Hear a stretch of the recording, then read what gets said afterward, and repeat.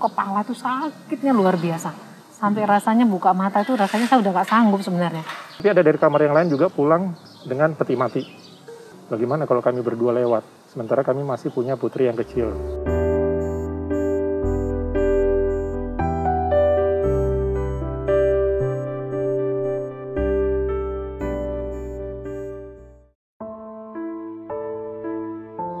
Itu hari sangat mengagetkan sebenarnya ya.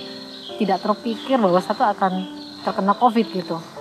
Nah, yang saya rasakan sih waktu itu cemas, khawatir, dan timbul rasa takut. Saya masuk kamar tuh udah jam 10 malam. Kondisi fisik saya mulai turun. Kepala tuh sakitnya luar biasa. Sampai rasanya buka mata itu rasanya saya udah gak sanggup sebenarnya. Karena ditambah rasa mual, terus mau muntah gitu. Aduh, serem juga nih ya di sini gitu. Buat saya sih mencekam ya di situ. Nah, di situ saya mulai merenungi nasib saya gitu. Mulailah saya menangis. Ini terjadi ya sama saya gitu. Sampai subuh itu akhirnya saya mulai berpikir saya nggak boleh seperti ini. Saya nangis juga nggak membuat saya lebih baik gitu. Yang iya malah saya tambah pusing gitu ya. Saya mencoba untuk mengalihkan pikiran saya. Saya nggak mau fokus dengan masalah saya. Saya akhirnya mau fokus ke Tuhannya. Bahwa Tuhan itu lebih besar dari masalah yang saya ada. Itu yang memotivasi saya untuk saya harus berhenti. Berhenti menangis, berhenti mengasihani diri saya gitu ya. Di dalam hati saya bilang, Tuhan, di kamar ini tuh sebenarnya saya sendiri ya.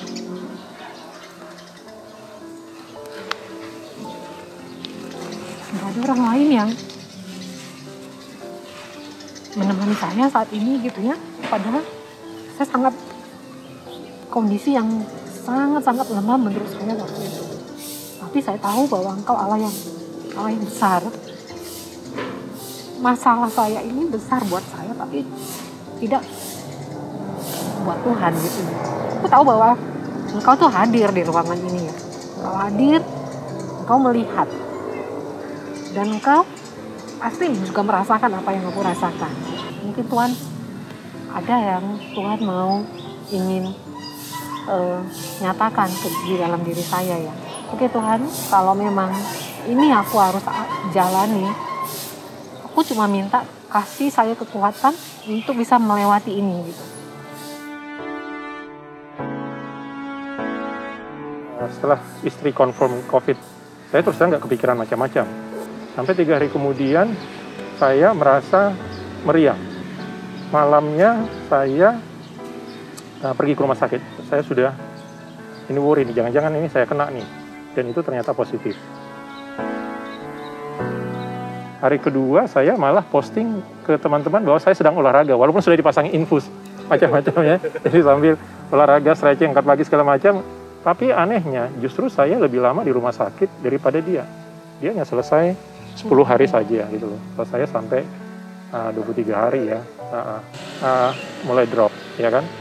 Mulai drop itu tuh, kok semua makanan ini saya merasa nggak enak. Ada yang terlalu pedas lah, ada yang terlalu asin lah. Rasa-rasanya sudah aneh. Sudah error itu Pak. Sudah error gitu ya. Dan kemudian penciuman mulai ada yang hilang. Kami sepakat dengan keluarga, saya bilang supaya merahasiakan itu dengan istri. Nah, jadi istri tidak pernah tahu gitu ya. Memang ada kalanya kami video call dengan istri ya, dengan keluarga juga, khususnya juga dengan anak-anak. Itu istri saya ini orang yang polos, jadi dia nggak pernah bertanya terlalu jauh juga. Tujuannya dia supaya nggak drop gitu loh. Saya nggak pernah tahu nih Mas Bagus, kalau dia juga terkena COVID gitu ya. Ada staf menanyakan kabarnya suami udah gimana. Saya bilang dia baik-baik saja. Yang kena COVID itu cuma saya, anak-anak, suami itu nggak ada yang kena gitu. Sampai teman-teman menanyakan keadaan suami, saya bilang suami saya nggak sakit, yang kena itu cuma saya gitu. Sampai akhirnya di hari ke-10 saya diizinkan pulang, kok dia nggak telepon ya gitu. 1 hari, 2 hari saya isoman di sini, nggak telepon. Saya telepon dong dianya, lagi di mana bang? Dia bilang coba tebak saya di mana. Ini kok aneh ya gitu kan. Tapi saya melihat suaranya udah beda. Terus ada batuk.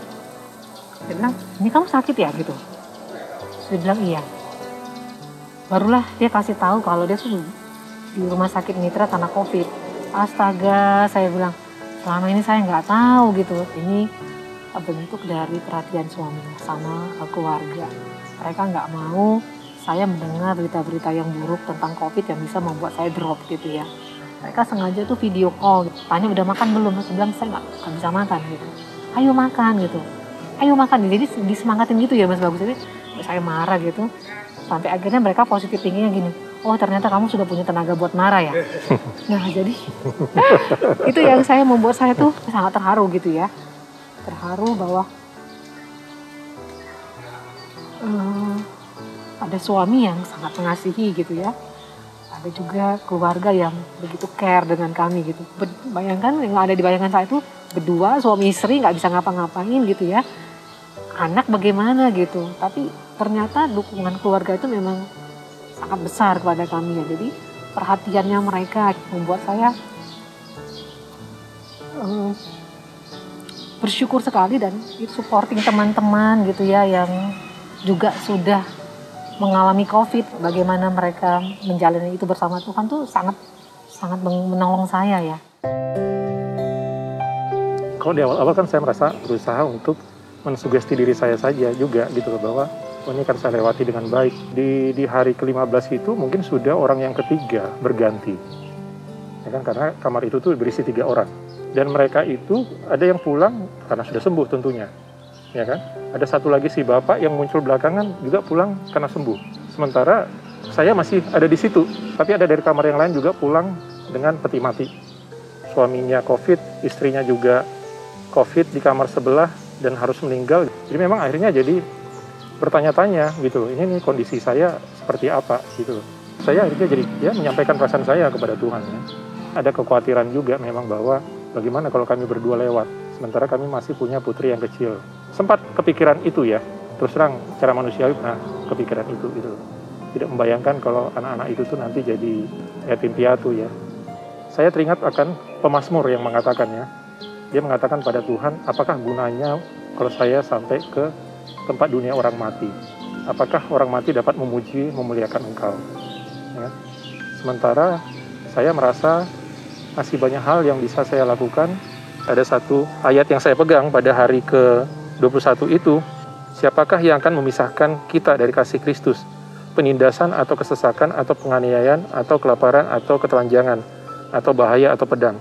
Sebab aku yakin bahwa baik maut maupun hidup, baik malaikat-malaikat maupun pemerintah-pemerintah, baik yang ada sekarang maupun yang akan datang, atau kuasa-kuasa, baik yang di atas maupun yang di bawah, ataupun sesuatu makhluk lain, tidak akan dapat memisahkan kita dari kasih Allah yang ada dalam Kristus Yesus Tuhan kita. Dan kemudian setelah itu tuh muncul lagi ayat-ayat yang berikutnya yang menyatakan bahwa sekalipun aku berada dalam lembah kekelaman, aku tidak takut bahaya, sebab gadamu beserta denganku, dan segala kebajikan kemurahan akan mengikuti aku. Ayat-ayat yang saya dapat itu tuh mengkonfirmasi, menguatkan bahwa saya akan survive. Mungkin ini subjektif ya, tapi saya merasa dapat konfirmasi itu bahwa Tuhan masih akan memperpanjang umur saya. Tuhan mengizinkan saya berada dalam proses ini. Dia ingin saya melihat pekerjaannya Dia. Kalau saya menjadi survivor di sini, berarti Tuhan sebenarnya memberikan kesempatan hidup yang Dia sudah kasih kepada saya. Masa saya tidak menjadi lebih baru, tidak menjadi lebih baik ya. Jadi iman saya pun jadi tumbuh. Di mana ada Tuhan, di mana ada Yesus, ya disitulah ada kedamaian. Disitulah ada sukacita yang melampaui segala keadaan-keadaan yang kita alamin. Ya hari-hari berikutnya mungkin lebih mudah buat saya jadinya ya. Di tengah kondisi saya yang terpuruk itu gitu ya, aku nggak marah sama Tuhan, nggak kecewa sama Dia, malah aku bilang, aku memuji Engkau Tuhan karena Engkau baik. Sekalipun kondisiku seperti ini, Tuhan itu melihat bahwa Engkau Tuhan hadir di ruangan ini dan Engkau tuh bersama-sama dengan aku. Dia adalah Allah tempat perlindunganku gitu. Jadi ada Dia, ada rasa tenang menjalani masa-masa isolasi di rumah sakit itu. Ada lagu yang kami pernah nyanyikan juga waktu di kondisiku saat terpuruk seperti itu, pas dia video call, dia nyanyiin lagu bahwa sepanjang jalan Tuhan pimpin gitu ya. Itu menguatkan saya gitu. Demikianlah tinggal ketiga hal ini, yaitu iman, pengharapan, dan kasih. Dan yang paling besar diantaranya ialah kasih. Aku akan terus berpengharapan kepada Tuhan Dan sekalipun apa yang aku harapkan itu tidak sesuai dengan apa yang aku mau, namun aku akan tetap mengasihi engkau. Saya nggak peduli hasil PCR saya itu mau positif atau negatif, buat saya bukan itu yang penting. Tapi yang saya tahu bahwa Tuhan menolong saya gitu. Jadi saya tanya sama istri, gimana kamu mau pulang ke Coatesville, ke rumah, atau akan ada di Cluster Amerika tempat pengasingan ini gitu. Istri bilang bahwa dia akan bersama-sama gitu loh, dan itu tuh saya juga merasakan bahwa wah, istri akan merawat saya dan saya sangat bersyukur untuk itu. Ya kami berdua lah di sini jadi pacaran.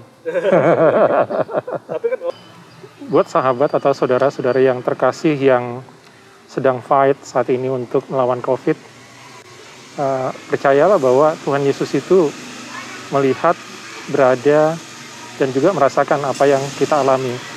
Baik ketika kita sedang dirawat di rumah sakit, sedang terbaring saat ini, atau mungkin sedang isoman sendiri, atau bersama dengan keluarga, atau mungkin usaha kita yang lagi terjerembab karena masalah ekonomi, ataupun apapun pergumulan-pergumulan kita. Saya ingin menyampaikan sesuatu kepada teman-teman. Dia Allah yang sangat mengasihi kita lebih daripada nyawanya sendiri. Dia mendengar dan melihat iman kita ketika kita menaikkan pengharapan kita kepadanya. Dia melihat air mata kita ketika meleleh di pipi membawakan pergumulan kita. Percayalah, di mana Yesus ada, di situ ada damai sejahtera. Dan tidak ada ketakutan, karena Yesus berkuasa. Karena itu, sekalipun masih di kamar rumah sakit atau isoman, karena pilihan atau karena tidak ada kesempatan dapat kamar di rumah sakit, kita berani mengatakan dengan damai sejahtera dan sukacita, tidak akan Tuhan pernah tinggalkan kita, dan tidak ada satupun kuasa yang sanggup memisahkan kita daripada kasih Tuhan. Tetap semangat.